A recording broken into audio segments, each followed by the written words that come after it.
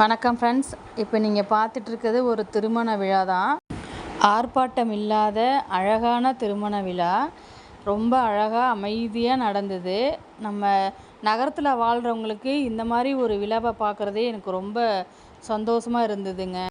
ஆஃபீஸில் கூட ஒர்க் பண்ணுற பையனுக்கு தான் மேரேஜு. அதுக்காக நாங்கள் ஆஃபீஸ்லேருந்து ஒரு கேங்காக போயிருந்தோம்.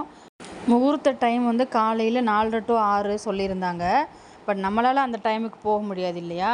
அதனால நாங்கள் ரிசப்ஷன் டைமுக்கு தான் போயிருந்தோம். நாங்கள் போகிற நேரத்தில் பொண்ணும் மாப்பிள்ளையும் ட்ரெஸ் மாற்றுறதுக்கு போயிருக்காங்கன்னு சொன்னாங்களா, அங்கேயே வெயிட் பண்ணலான்னு சொல்லிட்டு இந்த செட்டப்பில் உட்காந்துருந்தோம். அருமையான காற்றுங்க.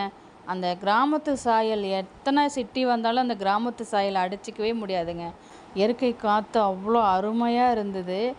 அப்புறம் கொஞ்சம் நேரம் வெயிட் பண்ணிகிட்டே இருந்தோம். அப்புறம் பொண்ணும் மாப்பிள்ளையும் வந்துட்டாங்க.